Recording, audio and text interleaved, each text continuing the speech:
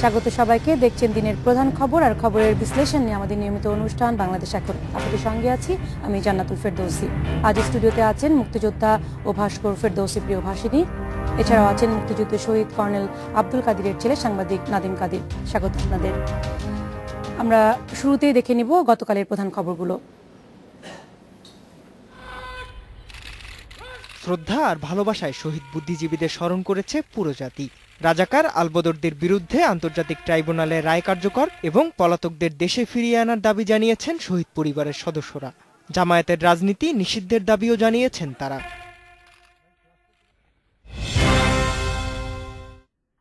পাকিস্তানের সহযোগী শক্তি আর যেন ক্ষমতায় না আসতে পারে সে ব্যাপারে সতর্ক থাকতে দেশবাসীর প্রতি আহ্বান জানিয়েছেন প্রধানমন্ত্রী শেখ হাসিনা। বিএনপি চেয়ারপারসন বেগম খালেদা জিয়া রাজাকারদের বাঁচাতে আন্দোলন করছেন বলেও মন্তব্য করেছেন তিনি। শহীদ বুদ্ধিজীবী দিবসের আলোচনা সভায় তিনি এ মন্তব্য করেন।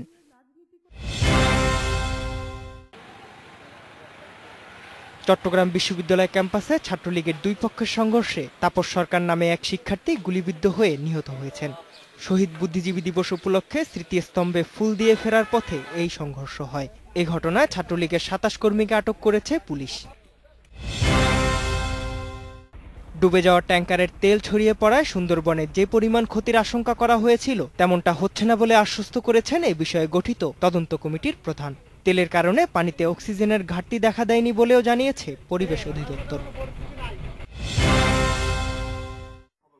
জীববৈচিত্র্য রক্ষায় সুন্দরবনের ভেতর দিয়ে নৌ চলাচল স্থায়ীভাবে বন্ধ করে দেওয়ার সুপারিশ করেছে বন ও পরিবেশ মন্ত্রণালয়। তবে নৌ পরিবহন মন্ত্রী শাহজাহান খান বলেছেন, আপাতত বন্ধ রাখলেও ঘাসিয়াখালী চ্যানেল উপযুক্ত না হওয়া পর্যন্ত শ্যালা নদীতে নৌ চলাচল বন্ধ করা যাবে না। আমরা বহুবার নৌ পরিবহন মন্ত্রণালয়কে আমরা চিঠি দিয়েছি, অনুরোধ করেছি যে সুন্দরবনকে রক্ষা করতে হলে এই নৌ রুট চলবে না এবং এটাকে বন্ধ করতে হবে। এই যে চ্যানেলটা আমরা কিছুদিনের জন্য স্থগিত করেছি, এর রেজাল্টটা দাঁড়িয়েছে এই আমাদের কিন্তু এখন চট্টগ্রাম মংলা বন্দরে আমাদের কিন্তু জাহাজ গমনাগমন বন্ধ অনেকটা কমে গেছে। টার্ন অ্যারাউন্ড টাইম অর্থাৎ গড় অবস্থান জাহাজের সেটা কিন্তু বেড়ে গেছে, যেটা আমরা অনেকটা কমিয়ে এনেছিলাম এখন বেড়ে যাচ্ছে। ফলে এটাও কিন্তু আমাদের একটা বিরাট সমস্যা। সুতরাং আমি ওই কারণে বলতে চাই যে এই নদীটা ব্যবহার করতে আমরা বাধ্য হয়েছি। শুভবর্ণ, ইন্ডিপেন্ডেন্ট নিউজ। দেখছিলাম প্রধান খবরগুলো, চলে যাচ্ছে অতিথিদের কাছে। ফেরদৌসী প্রিয় ভাষিনী, আমাদের অহংকার অস্তিত্ব যাই বলি না কেন, মুখোমুখি হয়েছেন ৭১-এর একটি দুঃসময়ে। তারপরে অনেক অন্ধকার সবকিছুকে পেছনে ফেলে আপনার নারী অস্তিত্বটিকে নিজেই সংসিদ্ধ করেছেন এবং আপনার যে নির্ভীকতা, যে সততা, এর হাত ধরে এত বছরের পরের যে বাংলাদেশ, সেই বাংলাদেশের কতটা সফল? আমি আসলে সবসময় সফলতাই দেখি, কারণ একটি দেশকে, এত যুদ্ধ বিধ্বস্ত দেশকে শত্রুর হাত থেকে পুরোপুরি ফিরিয়ে আনতে ৪৩ বছর কেটে গেলেও এখনো আশার সঞ্চারই ঘটে এবং ভালো দেখতে পাচ্ছি। এবারের ১৬ই ডিসেম্বর আমাদের বিজয় দিবস একটু অন্যরকম, সত্যিকার থেকে জয়ের একটা অনুভব, অনেক বেশি স্বস্তিদায়ক। অনেক স্বস্তিদায়ক।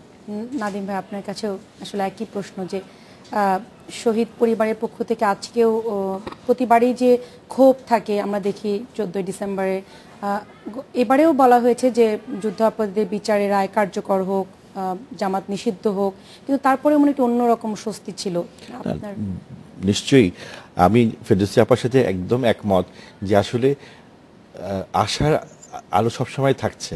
আমরা কিন্তু অনেক দূর এগিয়ে গেছি দেশ হিসাবে, এবং আমাদের সবচেয়ে বড় কথা যে যুদ্ধ অপরাধীর বিচার শুরু হয়েছে, কাদের মোল্লার ফাঁসি হয়েছে।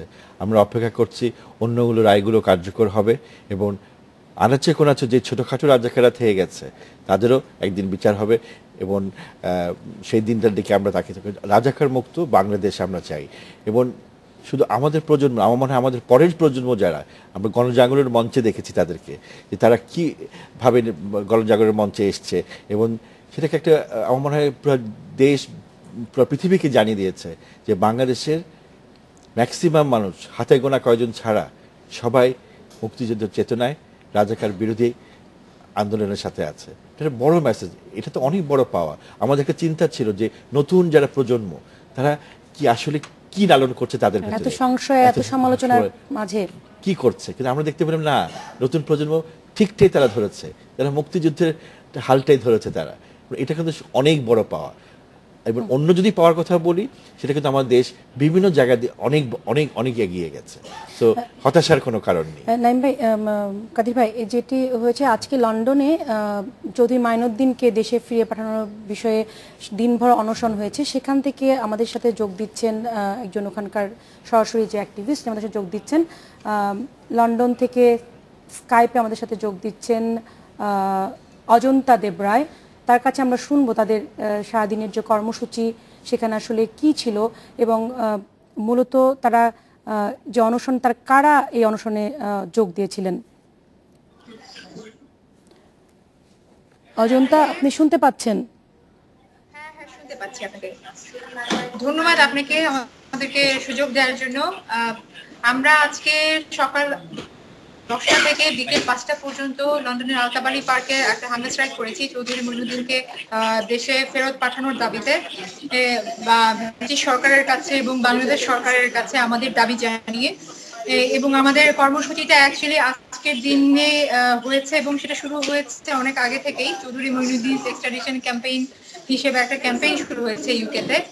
এর কর্মসূচির অংশ হিসেবে আমরা লিফলেটিং করেছি, চৌধুরী মইনুদ্দিনের নেইবারহুডে গিয়েছি। আমরা যেই অ্যাড্রেসটা ভার্ডিক্টে দেওয়া ছিল সেই নেইবারহুডে আমরা লিফলেটিং করেছি। গতকালে ইনফ্যাক্ট আমরা তার এরিয়াতে, যে এরিয়াতে সে থাকে বলে দাবি করেছিল, সেই এরিয়াতে আমরা গিয়েছিলাম। তো যাওয়ার পরে আমরা জানি যে ভার্ডিক্টে যে অ্যাড্রেসটা দেওয়া ছিল, মামলা শুরু হওয়ার সাথে সাথে সে এই অ্যাড্রেসটা থেকে পালিয়ে গেছে আর কি, বাসাটা বিক্রি করে। সে এখন সাউথ গেট নামে একটা এরিয়াতে থাকে।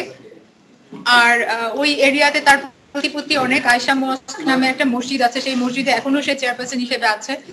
তো ওই এলাকার মানুষ জানে না, ব্রিটেনের মানুষ তেমন একটা জানে না যে তার ক্রাইম হিসেবে, নিউ জেনারেশন খুব বিশেষ করে। তো এই ক্যাম্পেইনটাতে আপনি যেটা প্রশ্ন করলেন যে কারা ইনভলভ আছেন, এখানে হচ্ছে ইন্ডিভিজুয়াল অবস্থান থেকে রাজনৈতিক কর্মী, সমাজকর্মী, সাংস্কৃতিক কর্মী, ব্লগার, অনলাইন অ্যাক্টিভিস্ট, বিভিন্ন প্ল্যাটফর্ম থেকে সবাই যারা মুক্তিযুদ্ধ নিয়ে চিন্তা করেন এবং বিচার চান যুদ্ধাপরাধীদের, তাদের সবার সমন্বয়ে এই প্ল্যাটফর্মটা। এবং আমরা সবাই আজকে সকাল 10টা থেকে আলতাবাড়ি পার্কে ছিলাম। প্রচন্ড ঠান্ডা ছিল, কিন্তু তা সত্ত্বেও অনেক বয়স্ক মুক্তিযোদ্ধারা তারাও এসেছিলেন, অনেক আমাদের বিভিন্ন বয়সের সিটিজেনরা উপস্থিত ছিলেন হাঙ্গার স্ট্রাইকে। আর এটা একটা সিম্বলিক একটা।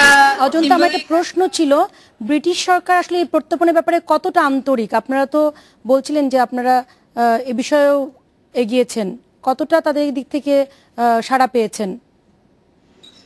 আসলে আমরা যতটুকু জেনেছি যে বাংলাদেশ সরকারের পক্ষ থেকে ব্রিটিশ সরকারের কাছে একটা আবেদন করাও হয়েছে, এবং ব্রিটিশ সরকার যেটা আমাদেরকে উল্টো তাদের একটা কন্ডিশন দিয়ে দিয়েছে যে তারা ফেরত পাঠাতে রাজি আছে, কিন্তু মইনুদ্দিনকে মৃত্যুদণ্ড দেওয়া যাবে না, যেটা আসলে খুবই রং। কারণ আমাদের কোর্টের ভার্ডিক্ট হচ্ছে একটা, এখন কোর্টের ভার্ডিক্ট তো কোনো দেশের সরকার উল্টাতে পারে না বা আমরা উল্টাতে পারি না, যেহেতু একটা সভরেন কান্ট্রির ভার্ডিক্ট ওইকে সেটা রেসপেক্ট করতে হবে। এবং এই ধরনের এক্সাম্পল আছে, আবু কাতাদাকে তারা পাঠিয়েছে, আবু হামজাকে পাঠিয়েছে। তো আমরা চেষ্টা করছি করার, কিন্তু আসলে এতটা ফ্রেন্ডলি না, আমাদের খুবই প্রেশারের মধ্যেই কাজ করতে হচ্ছে। আমরা খুব কম সাড়া পাচ্ছি, কিন্তু আমরা কাজ করে যাচ্ছি, এমপিদের কাছে লবিং করছি, কাউন্সিলরদের কাছে লবিং করছি। তো সরকারি পর্যায়ে যদি সাপোর্ট আরো বেশি হয়, আমার মনে হয় এই ক্যাম্পেইনটা আরো শক্তিশালী হবে। অজন্তা, আপনাকে অনেক ধন্যবাদ। আমরা আপনাদের আশা করছি যে আপনারা সফল হবেন। আমরা শুনছিলাম যে সেখানকার যে চাপে রাখার একটি, চৌধুরী মাইনুদ্দিন, আশরাফুজ্জামান খানের আমরা দেখেছি যে পলাতক অবস্থায় তাদের যে ফাঁসির সাজা হলো এবং আপিলও হয়নি, বিষয়টিতে নাদিম ভাই অনেক, আমার মনে হয় যে অনেক বেশি না, এটা একটা নেতিবাচক। হ্যাঁ, ইতিবাচক নিশ্চয়ই। কারণ এতদিন একটা পজিশন ছিল যে এদের ব্যাপারে ব্রিটিশ গভর্নমেন্ট কোনোভাবেই সাড়া দেয়নি, এবং জটিলতা দেখিয়ে, নানান এক্সকিউজ দেখিয়ে বলবো, আমি এক্সকিউজই বলবো, যারা এটাকে আটকে রেখেছিল। এখন তারা যে একটু নমনীয় হলো, আমার মনে হয় ইটস এ গ্রেট অ্যাডভান্স। আপা কি মনে করছেন যে তাদের এই যে আজকে উনি বলছেন যে হাড় কাঁপানোর শীত, তার সঙ্গে যখন ফোনে কথা হচ্ছিল শীতে কাঁপছিলেন, বলছেন একদম বৃদ্ধরা, মুক্তিযোদ্ধারা, শিশুরা আজকে দিনভর তাদের এই অনশনে যোগ দিয়েছেন। আমাদের কিছু ছবিও পাঠিয়েছেন অজন্তা স্কাইপে। কতখানি গর্বের বিষয়। এবং আমার মনে হয় সমগ্র বিশ্ব কেঁপে উঠেছে আজকের আমাদের মুক্তিযুদ্ধের সেই বিশাল কলঙ্কময় ইতিহাস আমাদের কাছে এখন একটা গর্বের ইতিহাস হয়ে এত প্রাণের বিনিময়ে, এত লক্ষ প্রাণের বিনিময়ে, এত মায়েদের বোনেদের সম্ভ্রমের বিনিময়ে যে বাংলাদেশকে আমরা 43 বছর ধরে খুঁজে বেড়াচ্ছি সঠিক জায়গাতে, তো আমাদের তো মানে বছর 3 হিসাব করলে ওদিকে বছর 3 এদিকে 11 বছর চলছে। এইটুকু সময় আমাদের হাতে পেয়েছি এই 43 বছরে। বাকি সময় তো পরাজিত শত্রুরাই দখল করেছিল এই দেশকে। আমাদের খুব ভালো কিছু আমাদের এই মানে নিজেদের